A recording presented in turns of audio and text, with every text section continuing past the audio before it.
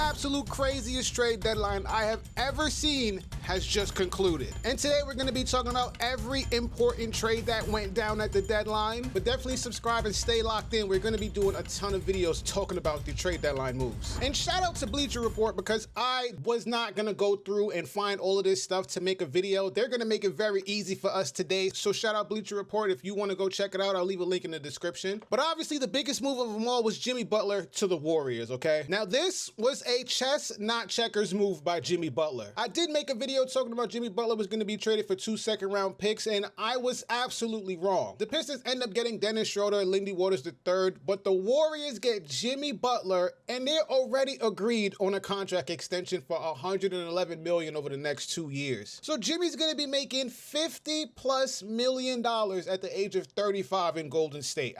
I get it. You kind of have to go all in. Stephen Curry's window is very small, and I don't want to be disrespectful to the legend, but he's averaging 20 points per game. And we all know that's not normal for Steph Curry. There was a lot of excitement around this move, so a move like this could probably reignite Curry and make him start playing like the Curry we know and love. This was a pretty massive trade, a ton of teams involved. I think it's 5 teams, 1, 2, 3, 4, 5. 6 teams. But what the Heat got for Jimmy Butler was Kyle Anderson, Davion Mitchell, Andrew Wiggins, and Golden State's first-round pick in this year's draft, top 10 protected. But it's heavily protected, top 10 protected. This is a really good way to trade the pick. If I'm the Golden State Warriors, if you get a top 10 pick, we keep our pick. And if we don't, you can have it. I think that makes sense for them, especially with the timeline in Golden State. You're not really looking to add a project to this nucleus. If you're going to keep the pick, you want it to be a top 10 protected pick, and that's a perfect move for them. Now the Miami Heat, they get Kyle Anderson, Davion Mitchell, and Andrew Wiggins. Now, a lot of people were talking about this trade. I didn't expect them to get much for Jimmy Butler, but them getting back Andrew Wiggins, Davion Mitchell, I really do like. Kyle Anderson, I'm not gonna hate on him either. I think he's a very good vet. Obviously, he's not gonna really move the needle or anything, but he's not gonna make you worse. Davion Mitchell is still a young point guard. Again, kind of getting a fresh start going over to Miami. I try to be fair about most of these things. If a player's getting a fresh start on a new team, I'm always gonna be rooting for them. I'm always going to hope that they can reach their full potential. Davion Mitchell falls into that category for me. From what I've seen, at least, I think he has a ton of upside, more so than him not finding a way to become a solid NBA player. I think he has all the tools that you really do need. He just kind of needs to find a home, a team that believes in him and just kind of lets him go do his thing. And then for Andrew Wiggins, he's one of those players, whatever you ask of him, he's going to go do it. So if they need him to score, I think he will go out there and be more aggressive and try to be the scorer. But that's what makes this move so interesting, because he could do a lot of the same things that Jimmy Butler can do. He's just not as, I don't want to say demonstrative in the way that he does it. Like, it's not as impactful. Like, Andrew Wiggins could have 25 points and you wouldn't even know he had 25. Jimmy Butler has 25 points and they're counting every single time Jimmy Butler does it. Jimmy's 25, you really do feel that 25. Like, I don't know how to explain that. I don't really know how to explain that, but if you know, you know. I'm giving the Warriors an A. I think this was like kind of the best thing you could have done without completely gutting your future, like trading Pods, trading Kuminga, something like that. But what they did have to move to get him, I'm not mad at it. For the Heat, again, very tough situation. This was gonna get ugly if Jimmy Butler stayed in Miami. They kind of had no choice but to accept something at the trade deadline. So getting back Kyle Anderson, Davion Mitchell, and Andrew Wiggins isn't the flashiest return for Jimmy Butler. I think that's the best they could have did with the circumstances. KJ Martin is a nice player. He's an interesting player to me. Again, one of those pieces that kind of reminds me of like a Josh Hart. Every time somebody's getting traded, they're included in the trade, which again shows that that player has value because teams are willing to trade for them, add him to trade. So if he can find a home, kind of like Josh Hart did with New York, I mean, I think the sky's the limit for KJ Martin. So Utah just getting involved in general, I'll give them like an A for that too. Miami, they get like a C, but it's not their fault. I mean, it's just not the sexiest return, so I can't give them much credit for facilitating this trade because they kind of had to accept it no matter what. Brandon Ingram to Toronto. Brandon Ingram to Toronto is a move that I really do like for Toronto. The Pelicans received Bruce Brown Jr., Kelly Olynyk, and the Toronto Raptors get Brandon Ingram. This is a pretty straight up trade. Again, I'm not going to go over the first round picks. We'll be here all day trying to decipher that. But Ingram joins a really nice young team in Toronto. You got Quickly at the 1, Barrett at the 2. Now you got Ingram at the 3. And this trade was made for Scotty Barnes, who plays the 4 in Toronto. And at the 5, they have Jacob Jacob Poeltl. I can't pronounce his name for the life of me. I always forget how the announcers pronounce it, but Jacob, their white boy center. And I like the starting five. This is one of those things you kind of got to wait and see, but I think that team has a lot of potential. Bringing in a player like Brandon Ingram, he fits the nucleus perfectly. Now, there's obviously other things like the injuries. Can he stay healthy?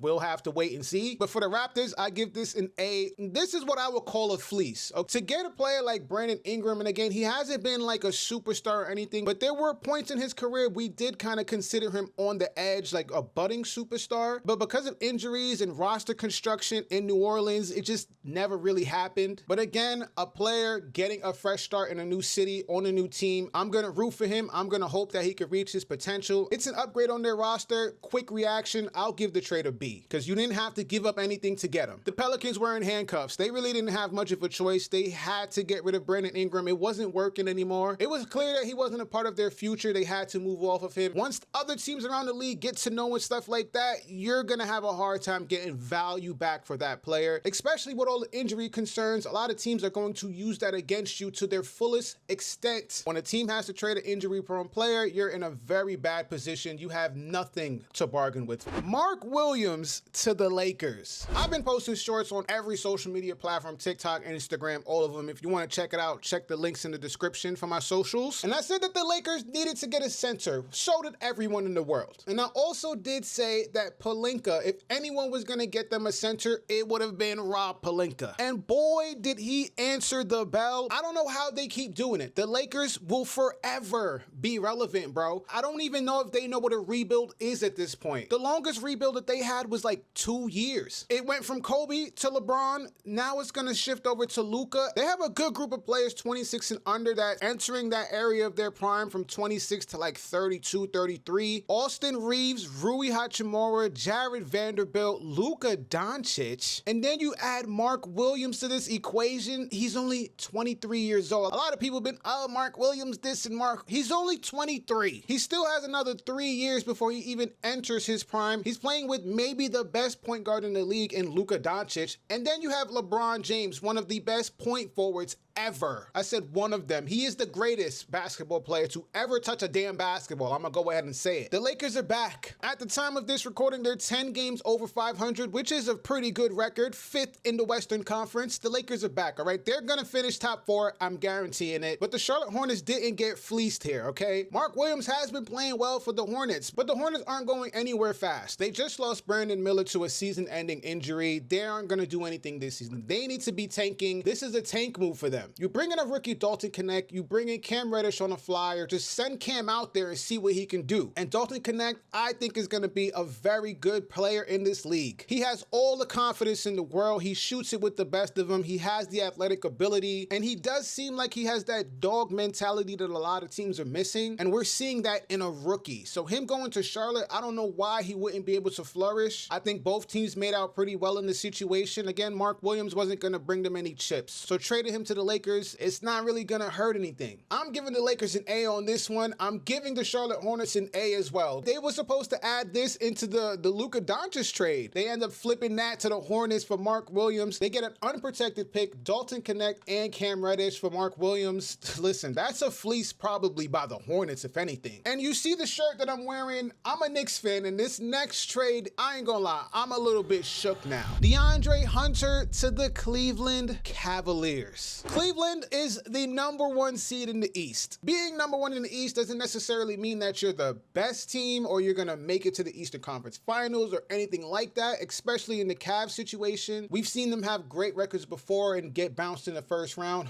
by my Knicks. So I'm not gonna jump on the bandwagon. I'm just gonna kind of see where things go. I could very much see this team getting to the playoffs and folding again. The Cavs gave up Karis LeVert and Georges Niang and a bunch of swaps and all of this crap I don't care about. So to give up Karis LeVert, who was good, but it was kind of a player that you really didn't need anymore with the emergence of Ty Jerome, who's been absolutely killing it this year. You still have Max Strus, who came back from injury a couple of weeks ago. So Karis LeVert, Georges Niang, they were expendable, and you pulled off a trade to bring DeAndre Hunter. His shooting splits are 49, 39, and 86. And you had to give up Karis LeVert, Georges Niang, and a couple couple of pick swaps. This was an A trade by the Cavaliers, and I'm going to be giving out a lot of A's, all right? This is just the first reaction. I haven't even gotten a chance to really digest all of this information. We're going to have fun with it. We're not going to overthink it. And DeAndre Hunter has taken a leap this season. I don't know if it's not a superstar leap by any means, but he has been the most consistent he's been throughout his entire career. And that's on both sides of the ball. This is one of those trades that you look back on, like, what was the difference? What put them over the edge? They match up with every contender in the East. That's the Celtics, that's the Knicks. If you want to call the Bucks a contender, they have every tool that you could possibly need to win a championship now. And the Hawks, yeah, I hate the Hawks. I'm actually going to be at the game on the 12th. I am one who enjoys the Hawks-Knicks rivalry, which is why I wanted to go to the game. But they traded away DeAndre Hunter, and you'll probably see later in this that they traded away Bojan Bogdanovic as well. And it's the very next one. They traded Bogdan Bogdanovic to the Clippers, but they didn't get fleeced in this one, okay? They got Bones Highland and Terrence Mann back. I think that the Hawks got back two decent players. They're two guards, and I don't know if they really need more guards over there, especially with Trae Young being your franchise player. Like, unless they plan on moving Trae, I don't know where you're going to really find minutes for Bones Highland, who doesn't really play defense. Terrence Mann is a good defender, but Bones, I'm a little bit confused on. But this is a good trade for the Clippers. Again, two players that were kind of out of the rotation over there in LA. You bring in Bogdan, who's been injured this season, so he can come back and kind of get like a fresh breath of air in a new city, on a new team. I'll agree with the grade here. I give the Hawks a C- on this. And the Clippers a B. I'll give the Clippers a B. I can see that. I like them getting Bogdanovic, but can he stay healthy? We'll see. Cody Martin to the Suns. The Suns had to trade Yusuf Nurkic. We all know that. If you pay attention to the NBA, you've heard the murmurs that it was very toxic over there in Phoenix. Nurkic got benched. Bradley Beal got benched. Those are two players they were trying to move. Those are two players nobody wanted. Bradley Beal has a no trade clause. Bradley Beal makes $50 million a season. He's not the same player that signed that Supermax deal. So again, the Suns, they really didn't have a choice. They couldn't trade KD. KD is their best player. You trading KD to any team in any situation at this point in the season, you're not going to get a return for him that you really want. A lot of teams, they're not going to mortgage their future to trade for KD. You'll probably get some picks and stuff like that, but the Suns still need to compete with Devin Booker. They need to compete with Bradley Beal that they cannot move. So trading KD for a bunch of picks wasn't going to happen in the middle of a season. Trading Bradley Beal with a no trade clause making $50 million a year wasn't going to really happen because he has to agree to any trade. So if you want to trade him to the Bucks and he doesn't want to play there, it's over. Say goodbye to that trade. Do they get better? I don't know. I really hate that Suns roster. I hate the construction of it. I don't see the Suns really doing anything. I think they stay exactly where they are with a move like this. It doesn't help them get better. It doesn't really make them any worse. They needed a bigger splash. This was not it. I'm giving the trade a D. For the Hornets side of it, they traded Mark Williams away, obviously, to the Lakers. So now you pick up a veteran center, Yusuf Nurkic, who may or may not be washed. Sometimes when players are disgruntled, they don't like the team that they're playing for. You don't really show up like you should in games. So with a new change of scenery, maybe he goes to Charlotte and just get buckets. I don't know. Maybe up his trade value for the offseason. We'll see what happens with Yusuf Nurkic. I just feel like this is a move for the Hornets to solidify them tanking even further. Like, trade away all of our assets, bring back players who aren't going to really help us win, and just try to get picks out of it. I'm not going to grade this one. There's really nothing to grade. The Charlotte Hornets have nothing to lose from doing this. The Phoenix Suns kind of had to trade Yusuf Nurkic. It was causing a toxic environment. So there's really nothing to grade here. It was kind of like inevitable. Another one of those trades that kind of didn't matter was Marcus Smart to Washington. Grizzlies received Marvin Bagley III, Johnny Davis. Marvin Bagley's been bouncing around the league after being the second overall pick. Johnny Davis, I thought his game was perfect for the NBA. It hasn't quite worked out in Washington, which is weird because they're not a great team. I don't see why he wouldn't be getting much playing time, but he really didn't. Bagley and Davis going to Memphis. The Grizzlies are a good team. They're not playing. I don't see them touching the court. I mean, I guess it's insurance if a player goes down or they get ravaged with injuries like they did last season. But I think it was more so just kind of moving off of Marcus Smart. Ever since getting traded there, he hasn't had an impact at all on that team. And the Grizzlies noticed this and they figured it was time to just move him, see what we could get back for him. And that's what this trade looks like to me. Jake LaRavia to the Kings. I won't even sit here and lie to you and tell you I know who that is. Hopefully the Wizards buy him out, give him a chance to join a contender because, yeah, Washington is going nowhere fast. And there's a ton of teams in this league that could use a player like Marcus Smart. And for some of the trades that happened over the weekend or earlier in the week, Luka Doncic going going to the Lakers after the trade they made for Mark Williams. I think the Lakers have everything they need to compete in the West. De'Aaron Fox teaming up with Wemby. Fox actually made his debut already. He had 24 and 13. They won